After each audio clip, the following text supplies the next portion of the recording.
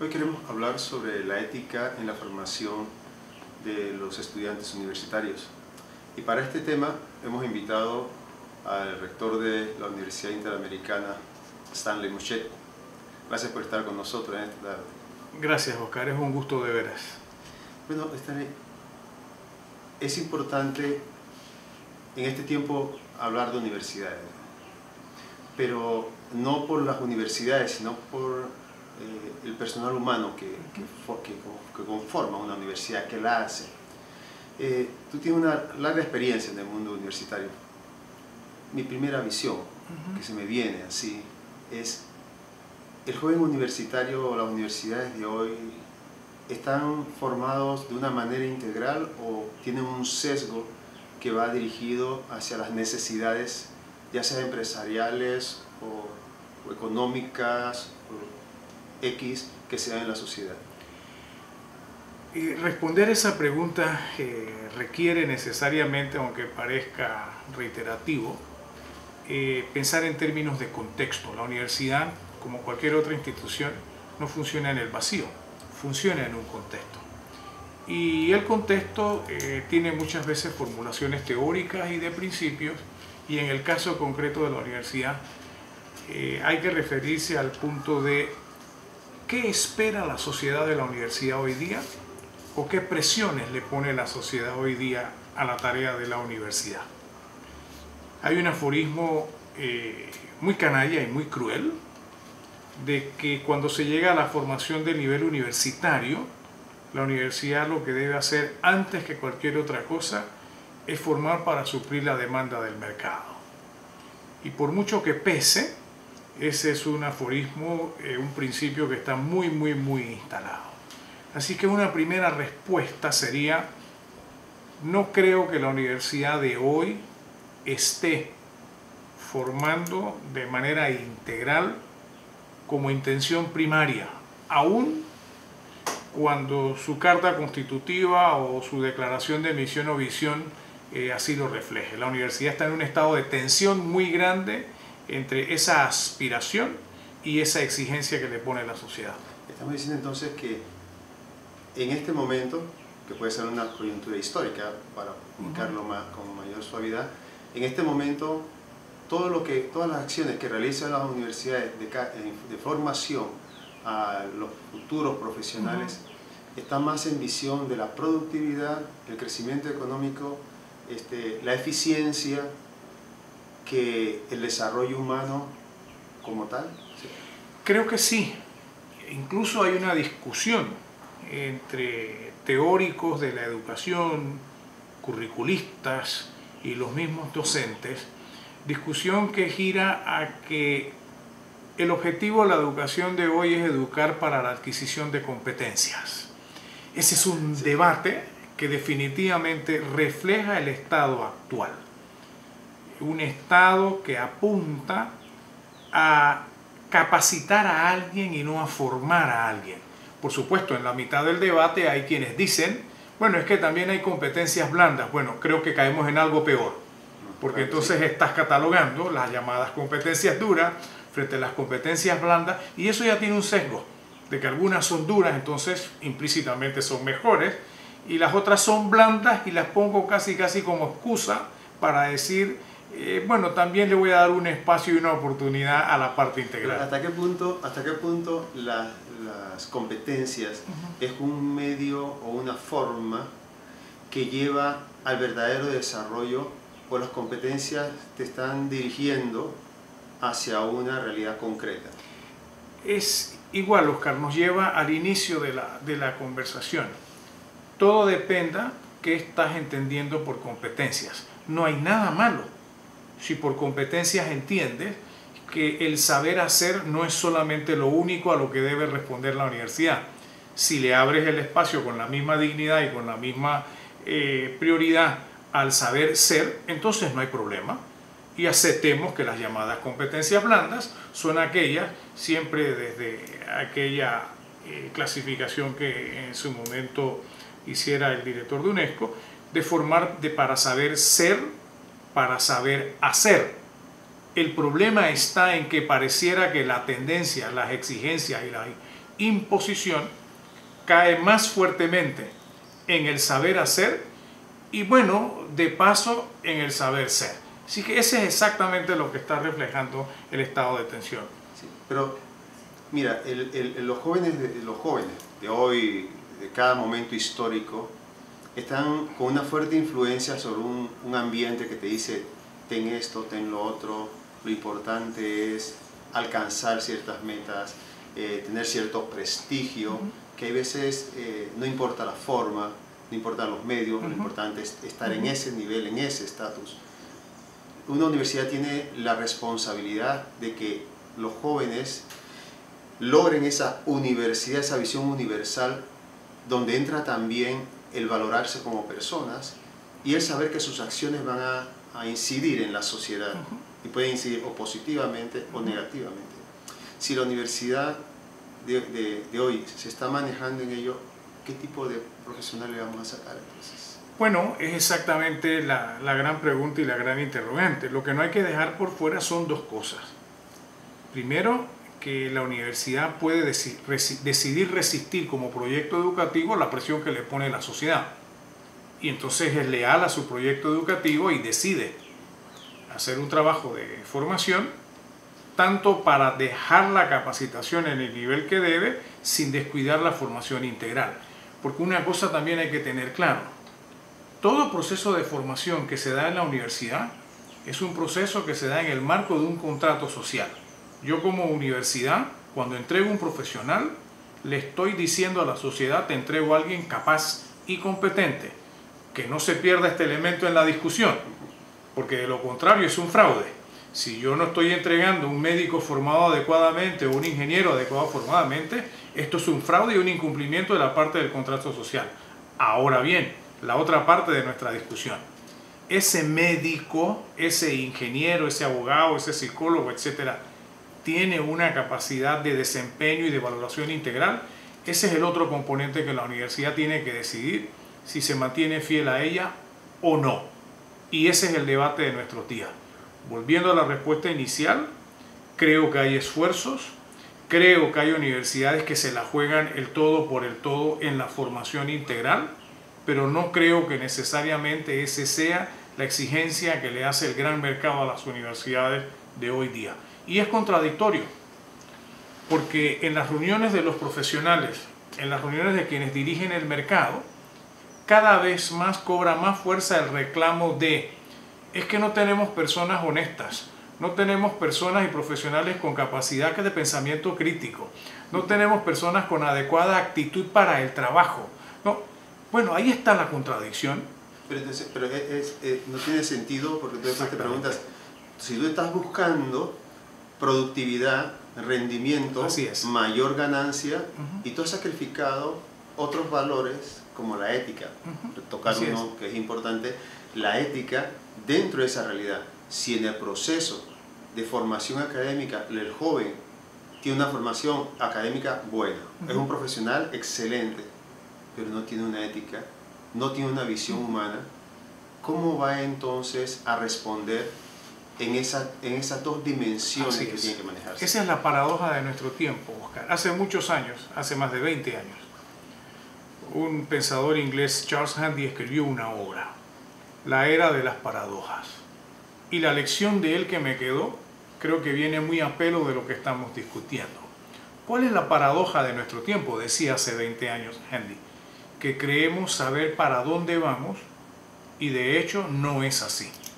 Bueno, creemos como sociedad saber para dónde vamos, ponemos un peso sobre una formación en competencia, entendiendo por ella este productor, este hombre productor, y cuando sale al mercado, respondiendo a lo que yo te exigí, nos lamentamos de por qué me lo enviaste parcialmente o incompletamente formado, porque su dimensión humana, la dimensión de los valores, la dimensión de la actitud, es la que carecen.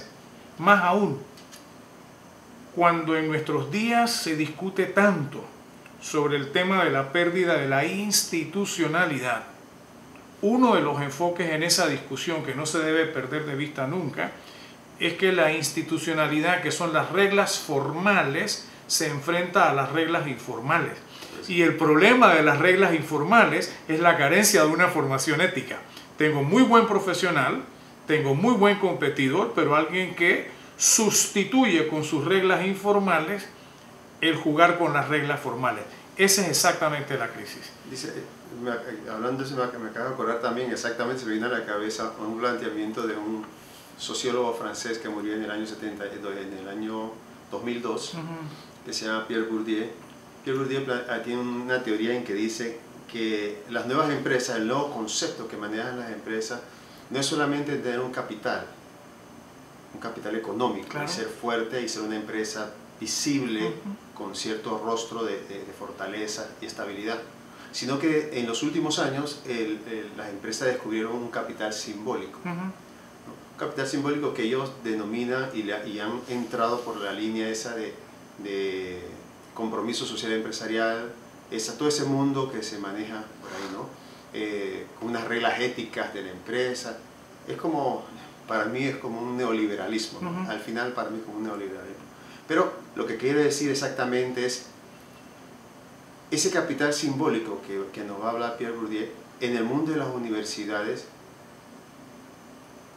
queda simplemente en una visión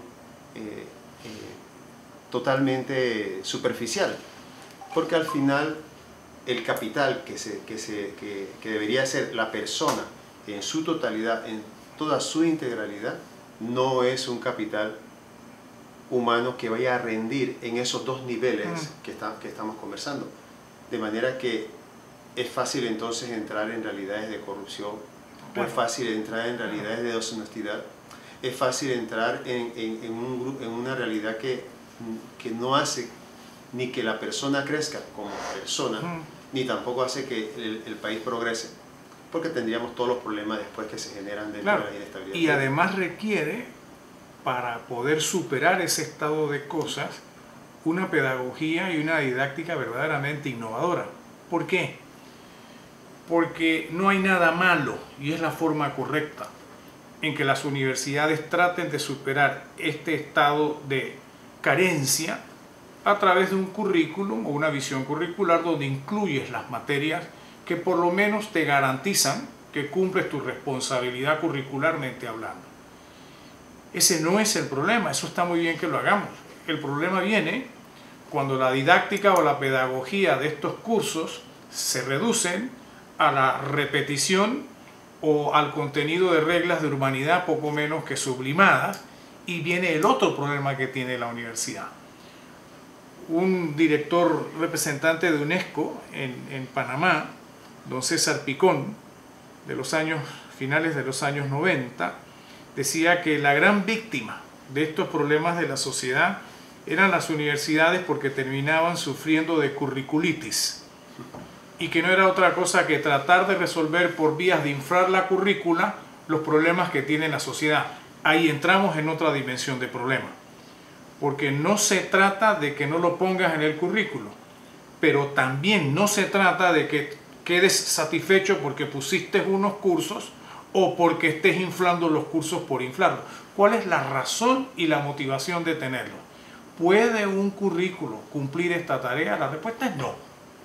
Porque si los procesos de la misma universidad, y entendiéndose por proceso todo lo que contribuye a la labor de docente, no son procesos que a su vez son formativos, donde no hay la dignidad de la persona humana como principio fundamental de toda la atención, lo que hoy le quieren llamar la cultura del servicio al cliente, es por gusto que pongas contenidos curriculares, porque el estudiante va a seguir en la clásica dicotomía, por no decir oposición, del estado ideal que me hablas en clase en el curso y el estado real que no se cumple cuando salgo del curso y camino por los pasillos y por el resto de la actitud de la universidad. Eso no le da ninguna seguridad a la sociedad de que los estudiantes que pasen por la universidad puedan ser ciudadanos responsables o ciudadanos que puedan construir una sociedad mucho más justa, más humana. Por supuesto que no. Por supuesto que no. Dentro de las universidades, específicamente nuestras por acá, la ética, esa formación ética, esa formación humanista, que en este tiempo casi ha desaparecido, tiene algún sentido? O sea, ¿se ha vuelto a retomar eso como para que nuestros jóvenes puedan salir con una formación ética? Sí. Y una... Uno tiene que ser muy honesto, digo, sin negar el estado de tensión y debate que acabamos de tratar. Uno tiene que ser muy honesto. Sí hay un repensar de la universidad. Tal vez no necesariamente desde la reflexión propia de la formación integral, pero sí desde la situación concreta del avance en los medios de comunicación. Hay una reflexión de la universidad sobre ello, porque cada día la universidad va tomando cuenta que no puede competir en la formulación de conocimiento con la gran revolución de los medios de comunicación. Y desde esa realidad, la universidad se va replanteando que a menos que ella sea capaz de entrar en una actitud de acompañamiento ético, de discernimiento, su misma función puede quedar en entredicho. Yo en lo personal considero que esa reflexión se asemeja mucho a lo que eran antes los didactas o los pedagogos o aquellos maestros reales que lo que te enseñaban era a pensar. La misma universidad hoy se mira. Fíjate el caso concreto de las ofertas que se están empezando a producir producto de las grandes alianzas y estratégicas con los medios de comunicación. Hoy yo puedo tomar cursos formativos debidamente acreditados en cualquier institución del mundo sin moverme de mi casa. La pregunta que eso nos plantea a los universitarios es: si esa era la función primordial de la universidad y hoy ya puede hacerse desde fuera de la universidad, ¿cuál será la misión que finalmente le corresponderá a la universidad? Ese acompañamiento crítico, esa atención en la formación verdaderamente integral de las personas, porque la información la podrá obtener y la capacitación la podrá obtener sin necesidad de ir a la universidad.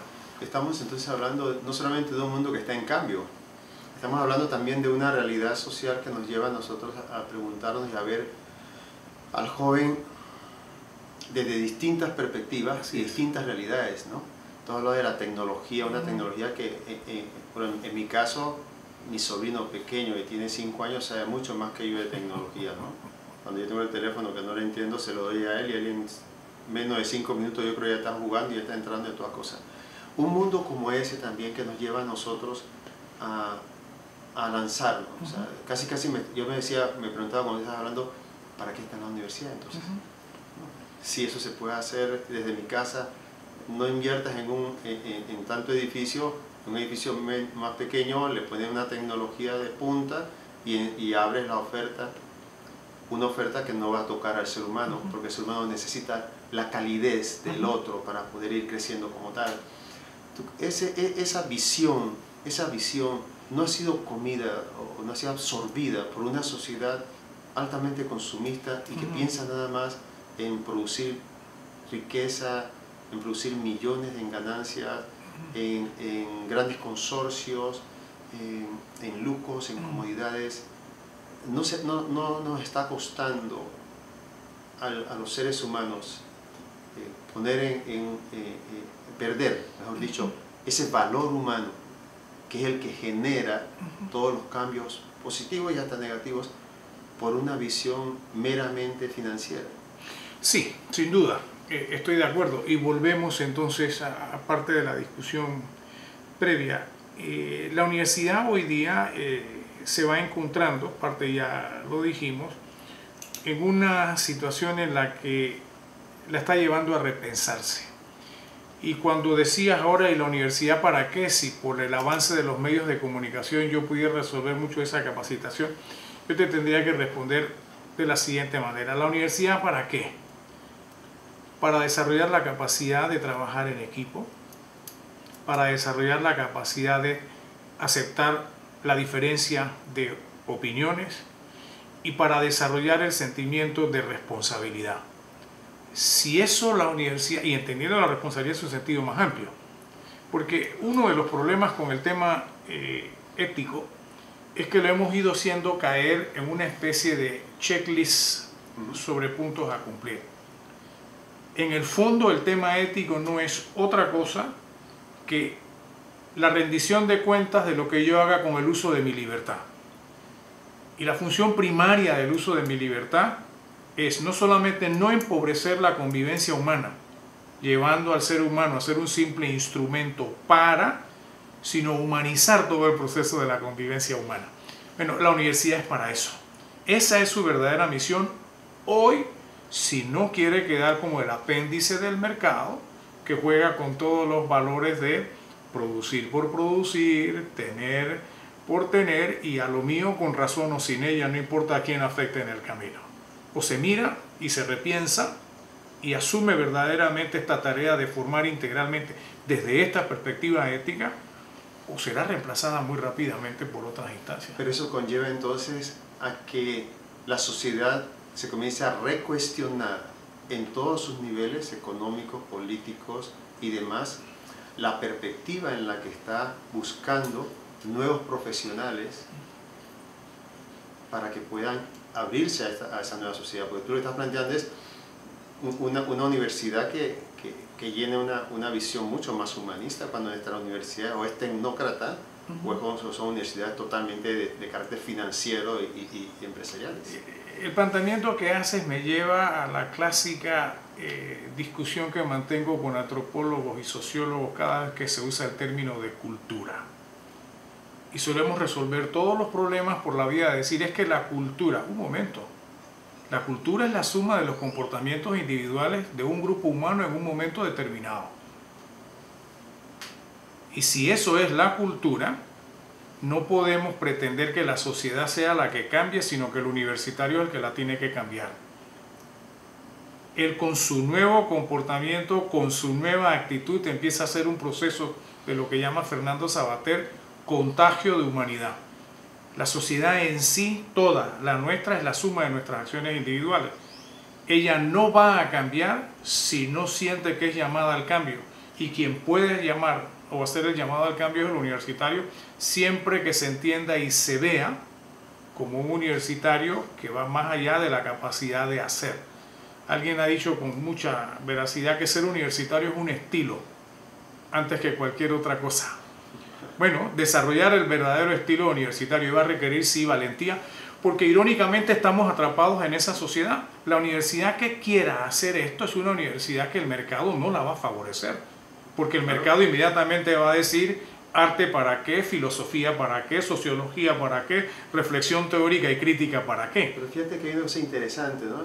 Yo conozco a más de una persona con puestos en empresas muy buenas y dicen, ¿sabes qué? Yo no voy a sacrificar mi calidad de vida por estar aquí.